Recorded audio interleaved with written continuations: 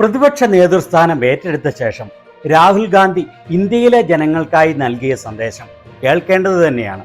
ഒരു യഥാർത്ഥ ഭരണാധികാരിയും രാഷ്ട്രീയക്കാരനും എങ്ങനെയായിരിക്കണം എന്നുള്ള ശരിയായ ഉദാഹരണം. അദ്ദേഹത്തിന്റെ വാക്കുകൾ മലയാളം പരിഭാഷയോടെ ഇതാ.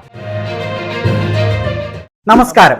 രാജ്യത്തെ ജനങ്ങളോടും കോൺഗ്രസിന്റെ പ്രവർത്തകരോടും ഇന്ത്യ സഖ്യത്തിന്റെ നേതാക്കന്മാരോടും ഞാൻ ഹൃദയത്തിന്റെ ഭാഷയിൽ നന്ദി പറയുന്നു. എന്നോട് ചിലർ ചോദിച്ചു, പ്രതിപക്ഷ നേതാവ് എന്നത് താങ്കൾ ഏത് അർത്ഥത്തിലാണ് കാണുന്നതെന്ന്. പ്രതിപക്ഷ നേതാവ് എന്നത് നിങ്ങളുടെ ശബ്ദമാണ്, നിങ്ങളുടെ പ്രാതിനിധ്യമാണ്. നിങ്ങളുടെ പ്രശ്നങ്ങളും ആവശ്യങ്ങളും പ്രതിപക്ഷ നേതാവ് എന്ന നിലയിൽ ഞാൻ പാർലമെന്റിൽ ഉന്നയിക്കും. ഇന്ത്യയിലെ പാവപ്പെട്ടവർ, ദളിതർ, ആദിവാസികൾ, പിന്നോക്കക്കാർ, ന്യൂനപക്ഷങ്ങൾ, കൃഷിക്കാർ, തൊഴിലാളികൾ എന്നിവരുടേതാണ് ഞാൻ. ഭരണഘടന നിങ്ങളുടെ സംരക്ഷണത്തിനുണ്ടാവും. എവിടെയൊക്കെ സർക്കാർ ഭരണഘടനയെ ആക്രമിക്കുന്നുവോ, ഭരണഘടനയെ ദുർബലപ്പെടുത്താൻ ശ്രമിക്കുന്നുവോ, അവിടെയൊക്കെ ഞങ്ങൾ എല്ലാ ശക്തിയും ഉപയോഗിച്ച് ഭരണഘടനയുടെ സംരക്ഷണത്തിനുണ്ടാവും. ഞാൻ നിങ്ങളുടേതാണ്. നിങ്ങളുടെ ശബ്ദം ഞാൻ പാർലമെന്റിൽ ഉയർത്തും.